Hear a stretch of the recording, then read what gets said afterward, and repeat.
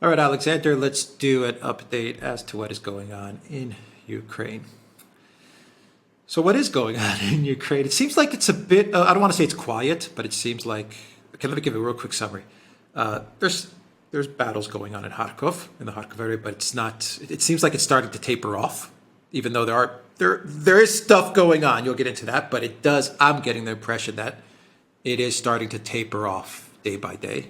Maybe I'm wrong.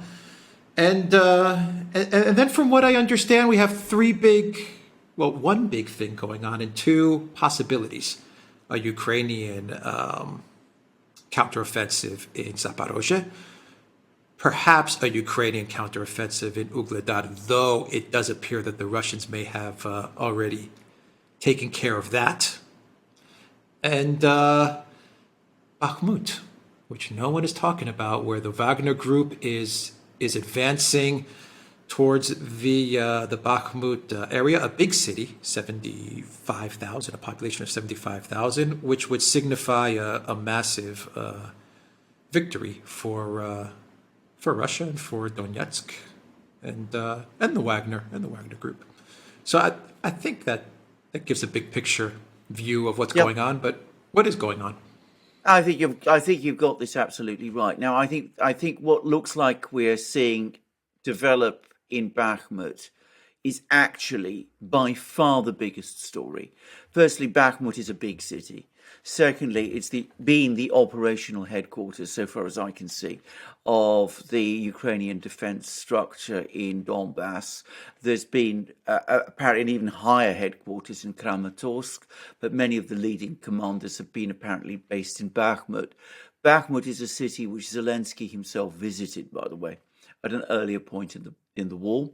So it's an important place. It's a big place, as you say, and it's the linchpin of the Ukrainian defense lines. If Bakhmut falls, then the entire Ukrainian defense position in central and southern Donbass collapses.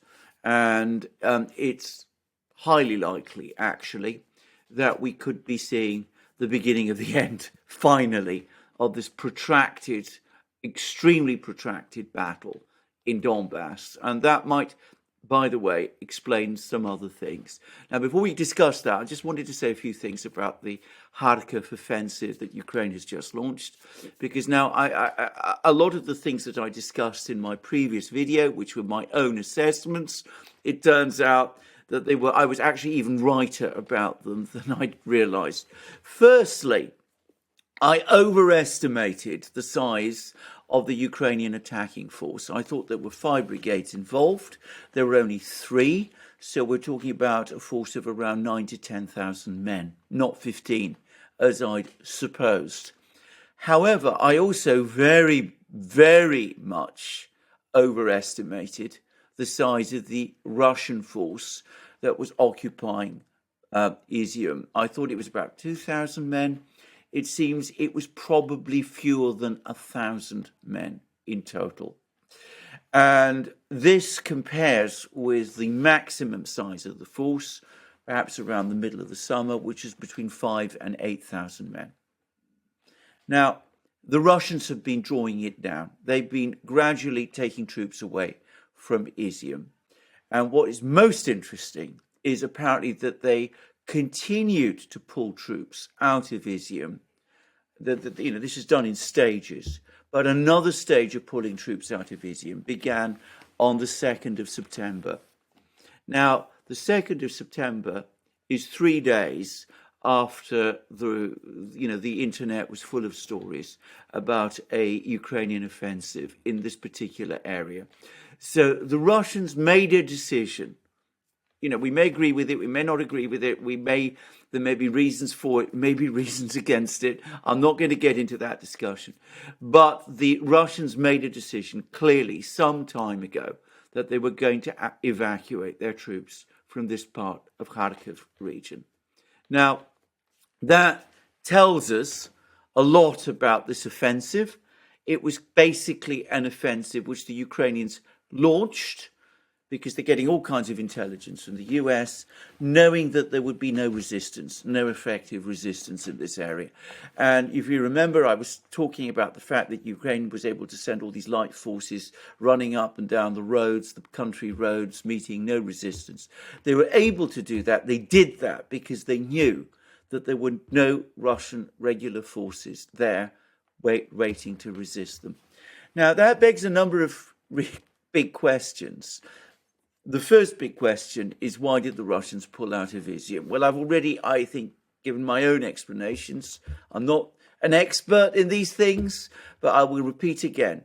The ETHEREUM force failed to break through to Slavyansk, as many people expected, and those who say that it is the gate to the Donbass, that Ukrainian supplies to Donbass, the Donbass forces were going through ETHEREUM before it was captured by the Russians, and that capturing ETHEREUM was going to choke the supplies to the Ukrainian forces in Donbass.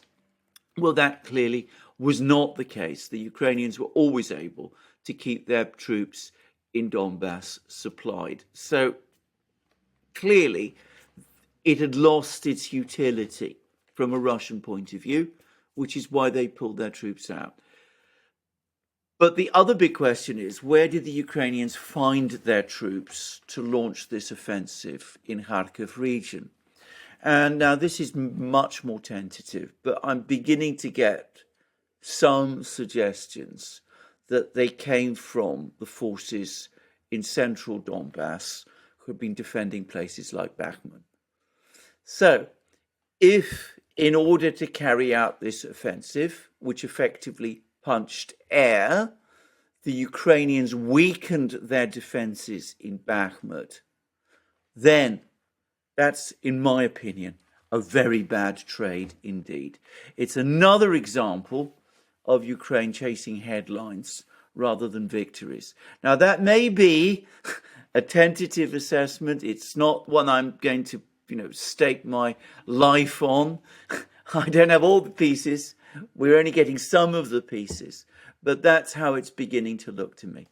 Now, about all of these other offensives that the Ukrainians are talking about, offensives in Kherson region, offensives in Ugledar, offensives along the Zaporozhye, against the Zaporozhye nuclear power station. All of this is, any one of these is possible. Perhaps they will try all three. I don't know. But the suggestions I'm starting to see from some really rather serious people on the Russian side is that some of these offensives are really just media inventions intended to create disinformation and to confuse the Russians about what the real Ukrainian intentions are. The Russians, as you correctly say, have taken the Ugledar offensive extremely seriously. They've positioned troops there. I think they will do the same with the Zaporozhye nuclear power plant. Whether the Ukrainians will try anything in Kherson region remains to be seen. At the moment, the only fighting that's offensive, the only place where the Ukrainians are still on the offensive is in northern Donbass, where they're trying to take this place, Krasny Liman. But the numbers of troops involved on either side is apparently very small, and they're not so far, as of this moment, they don't appear to be making much progress. So it looks as if this thing spent itself. It seems it's going to be difficult to sustain offensive operations much longer because the autumn mud, believe it or not, starts to play a role.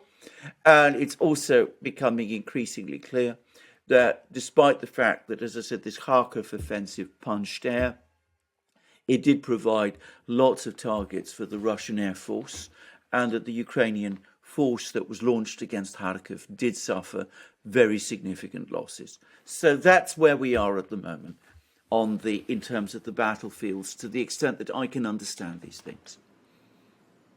Right. Do you have any update with regards to shifting everything from a special military operation to an anti-terrorist operation? Things are kind of quiet from the Kremlin side of things, and there is speculation that things are quiet there because they're preparing some sort of announcement. Maybe yes, maybe no. No one really knows. the big story, without a doubt, is Bakhmut. That is the big story. I completely agree with you. So before you answer the SMO to anti-terrorist operation, two quick questions. The Kharkov offensive managed to distract from the gains in Donetsk. Yeah. True or not true? And Yes, my second true. question is, this is kind of, okay, that's true. And okay, so they pulled out some of their forces from Bakhmut. They maybe pulled out some of their forces from Bakhmut and had them move on Kharkov, knowing that Bakhmut was going to be taken sooner rather than later. I guess that's their thinking. They said, we're going to lose Bakhmut. It's going to happen, so we might as well, just pull out some troops from Bakhmut and move them to Kharkov and go ahead with this counteroffensive and like you say, punch air. But perhaps the gamble was, and this is a huge if, maybe it was meant to try and create some sort of collapse using the illusion of a lightning fast strike, a lightning fast victory, sowing a lot of discord, a lot of anger, a lot of panic, and just try to create just a general collapse in, I don't want to say the Russian military, but maybe just in and around the Kremlin, say, just kind of sow a lot of discord. And maybe they were hoping that, this may be, a Hail Mary type of situation. Let's just go for it and let's get all the commenters, the trolls, the media, let's just get them full speed ahead to create this massive narrative that Russia is collapsing. And maybe if we spin this narrative, if we wish it, maybe it'll happen. It's like that kind of thinking. It's not the reality of what's really going on, but if we present it as such, maybe it will become the reality. Because I have to tell you that the last couple of days, the amount of social media activity in and around the narrative that Russia is completely collapsing has been off the charts. And there was an article a couple of days ago from Australia, I believe, which noted that the collective West has absolute dominance. A study came out, absolute dominance when it comes to social media and Twitter with regards to the Ukraine story. I mean, like 95% dominance in all of the distribution. So before you get to the SMO to anti-terror, you already answered the one question. Yes, it did serve as a distraction in general, but what do you think of my first question? No, I think it's entirely correct. I think there was a huge operation to try to create an impression that the whole thing was the whole military operation, the whole Russian operation in Ukraine was collapsing, and it isn't just on Western social media. If you go to Russian Telegram channels, which we both read, and we both see the comments that appear there. I mean, people are extraordinarily stressed, angry, frightened, worried. And of course, some of this must communicate itself back to the military back in the actual, the battlefields. I don't just mean the Russian military. I mean the militia people, the civilians in Kherson, all those sort of people. So from that point of view, I think that if there was an attempt to create a sort of panic and to have the whole thing collapse and implode, it came very close to succeeding. And the Russian Ministry of Defense, in my opinion, compounded everything by an absolutely disastrous statement the other day about, this is all a diversionary exercise and everything's going according to plan and all that, which I was furious about this because, there were all these films of, Russian motorized columns, which we were told were heading towards this area. And, we discussed this on our programs. I discussed it on my programs. And it turned out that all those soldiers, all that film was people driving around the Moscow ring road and being filmed there. Well, that's all very well. You can deceive the Ukrainians that way, but you are deceiving your own people when you do that. And there's been this extraordinary silence from the Russians about what's going on. The Russians are hopeless at understanding the psychological side of war. And it nearly tipped this whole thing into total The psychological media, just so people don't absolutely. misunderstand what you said. Yeah. The psychological media side of it, exactly. And they just don't seem to understand how important it actually is.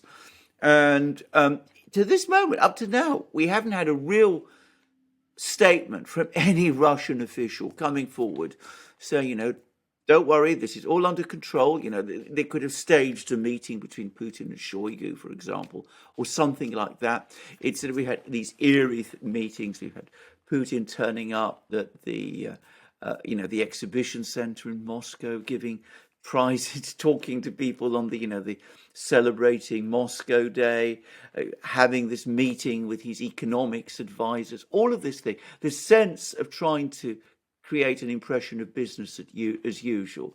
All it's actually done is it's created this eerie, rather surreal feeling of a government that is out of touch. And there's other things going on which are equally weird. I mean, we had all these attacks, these missile strikes on the Ukrainian energy system. No explanation for this.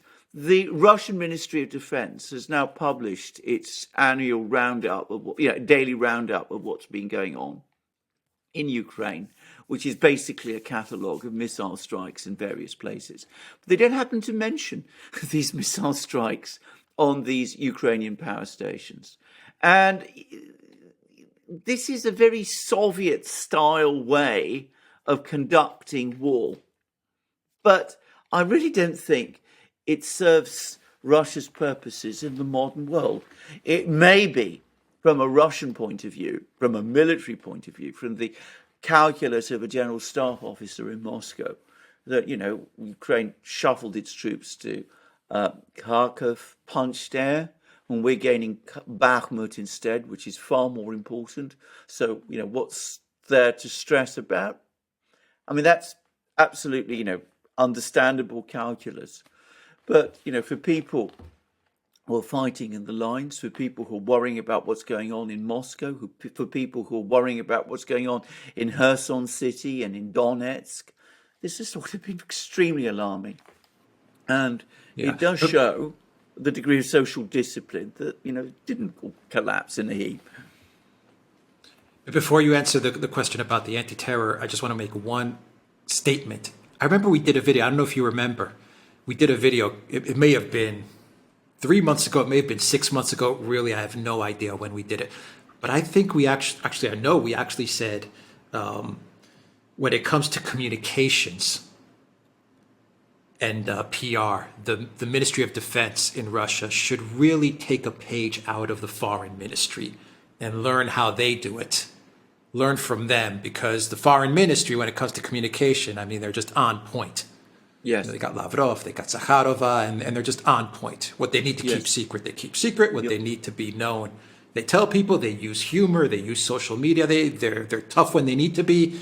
I mean, and I think, and I know we said it in a video, and we just said, the Ministry of Defense, they should just say to the foreign ministry, what do you guys, how do you guys do this? Maybe we could just learn a little bit from you. I'm not saying they have to divulge everything, because some people may say, oh, well, it's a military operation. It has to be secret.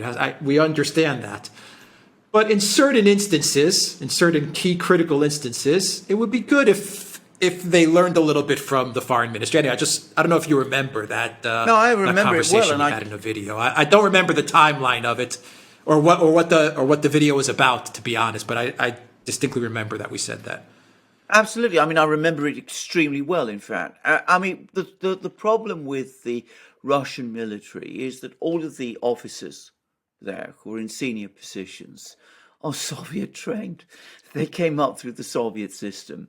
And as we know, the Soviet system was all about secrecy and all about saying as little as possible and, not understanding that there is, a moral aspect to all of this because, bluntly, you control all the information and people didn't hear what the other side had to say, so you could control it. And they haven't understood, or they don't seem to be able to understand, that the world has changed, that Russia has changed. The foreign ministry people understand it very well. In any foreign policy issue, you will find, for example, top Russian diplomats talking on Russian television, answering questions, having interviews. They're often treated with great respect, but they're able to discuss, explain things that are going on. It's very interesting to see that. You never see Russian military officers, including retired military officers, ever doing the same thing. So anybody ever gets from the Russian Ministry of Defense is this man Igor Konashenkov, this Russian general. He comes along, he gives us his narrative of missile strikes once or sometimes twice a day. He doesn't take questions. He then goes away, and everybody's left, wondering what's going on. And it's doesn't really work like this any longer in the real world. As you rightly say, you can keep your secrets, but you've got to provide explanations at the same time. The foreign ministry, as you rightly say, does it superbly well. They've got people like Zakharova, they've got people like Lavrov, they've got Ryabkov, they've got all of these people who know how to talk and explain things. The defense ministry doesn't. All right, let's wrap it up with SMO to anti-terror. Right, now, is it happening? Right, probably not.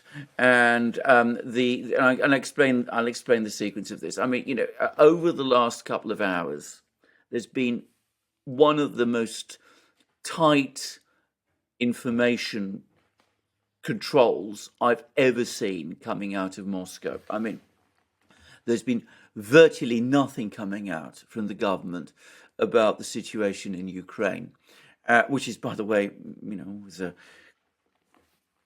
controversial thing in itself. But when the Russian government falls into total silence, you can be certain that an internal debate is underway. And another sign that an internal debate was underway was that a number of people who are on the sidelines, they're not members of the Russian government, but they are very well informed about what is going on. They started to chip in. One of them was a MP, a very prominent MP called Sheremet, whom I don't know much about. The other was the Communist Party chief, Gennady Zyuganov. Zyuganov, by the way, is the major opposition leader in Russia. But he also has a curious relationship with Putin. They're kind of frenemies, and he's pretty well informed about what's going on. Anyway, these people were saying, we need to accept this is a war. We've got to move towards some kind of mobilization. We need to up our game if we are going to achieve victory. And a few hours ago, about an hour ago, Peskov, who is Putin's spokesman, whom I consider, by the way, to be a completely ineffectual spokesman in this kind of war situation, he came out and said mobilization is not for the moment on the agenda. He did say for the moment, which suggests that this may change. But clearly there's been a decision, or so I would have thought, after this internal discussion, to leave things as they are. Now, I find that surprising. I find that if I was a Russian, I would find that concerning. It means that this war is going to go dragging on like this for months and months and months. We'll have one place taken by the Ukrainians, another more important place like Bakhmut taken by the Russians. But clearly, there is no political decision yet to change the framework of the SMO. Now, we've discussed the constraints that the SMO imposes on the Russians. There's clearly now chafing against it.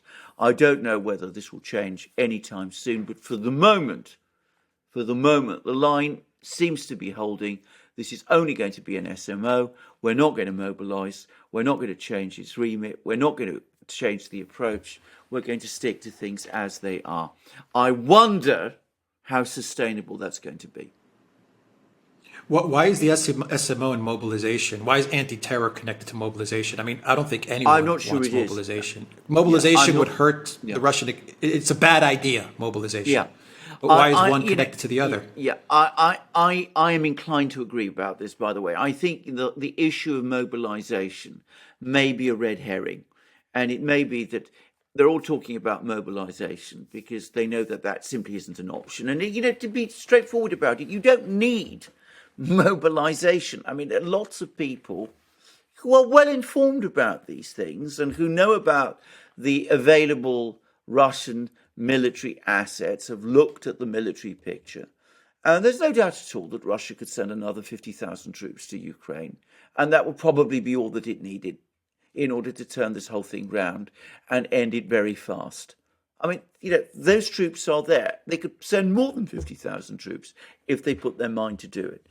And they wouldn't need to mobilize or partially mobilize or call up reserves or do any of those things. Remember, the Russians have never told us how many troops they've ever deployed to Ukraine.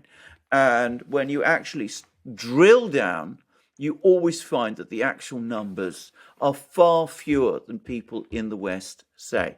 So there's no lack of troops. Changing the thing from a SMO to an ATO, an anti-terrorist operation, all it would do is that it would let the gloves come off. Maybe they will do it. But I have to say, looking at the way this debate has come out and reading Peskov's statement, I did get the impression that for the moment, the decision has been made to keep it an SMO, despite that very extraordinary attack on the Ukrainian energy grid that just took place yesterday, and which was, by the way, partially repeated this morning. So they may be edging away towards expanding the envelope of the SMO, but they're not prepared to drop it entirely for the moment. Right. Okay. Well, I think it'll clear up by the end of the week, probably where they're leaning towards in the short term. Yeah. Yes. Maybe they're waiting for Bakhmut. Maybe that may also be the that is also will be the turning point. That is also the case. I mean, it does look as if the Ukrainian position there is becoming very precarious, and there's reports now that Ukraine has pulled out all its top commanders from Bakhmut. And I remember the same thing happened when Lysychansk was about to fall. So, you know, that this suggests that Ukraine senses that Bakhmut, the resistance in Bakhmut, is about to collapse. All right. The Duran.locals.com. Duran shop, 10% off. Use the code Good Day. Take care.